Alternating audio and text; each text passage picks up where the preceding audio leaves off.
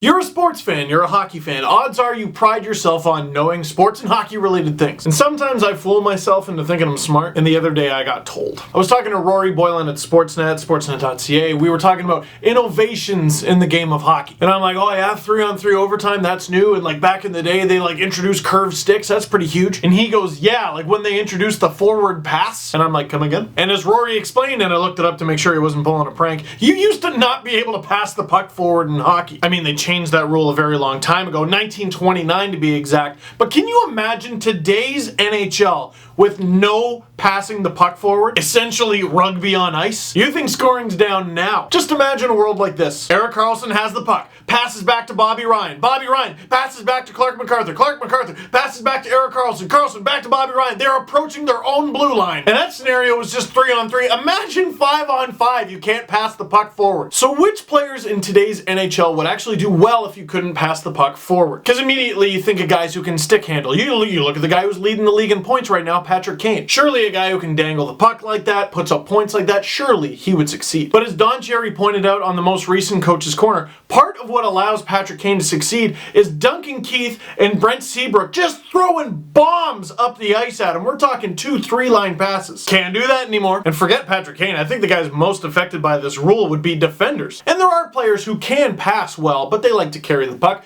Duncan Keith is certainly one of them. PK Subban, Erik Karlsson, they would probably be fine. But one player I just look at his numbers from this season, I go, I don't know if he'd survive. John Klingberg. Part of the reason he's been able to rack up 5 goals and 22 assists so far, he just passes it to Tyler Seguin, passes it to Jamie Benn, really doesn't matter which one, and he's taken the second least amount of shots among the NHL's top 10 scoring defenders with 50 shots. Most guys are up around 65-70 right now. But the 3 defensemen who have taken the most shots so far, Carolina's Justin Falk, Winnipeg's Dustin Byfuglien, and San Jose's Brent Burns. Burns has taken 119 shots so far. Byfuglien is second with 93, so Burns likes to shoot the thing, meaning he doesn't have to rely on passing quite as much. Well, now we're talking about defenders who can shoot. Shea Weber, anybody? Granted, it's going to take forever to get into the offensive zone now that you can't pass the puck forward, but once you get there, Weber's got a bomb. And players who can shoot the puck and shoot the puck well are going to be at a premium when you can't pass the puck forward. And goalies, you might as well just never handle the puck ever again. I don't know about you, but I don't ever want to see a goalie do a backwards pass. And what happens if you do a dump in, a clearing attempt? You put the puck off the boards and it goes to a teammate. Is that a forward pass? What happens if you're standing in front of the net, your teammate takes a shot and you tip it? Is that a tip-in goal, or is that a forward pass illegal and the goal gets called back? You see, I like today's NHL. Believe me, I have some frustrations with it, but I like the idea of trying to improve the game. Because imagine if in the 1920s the NHL had decided,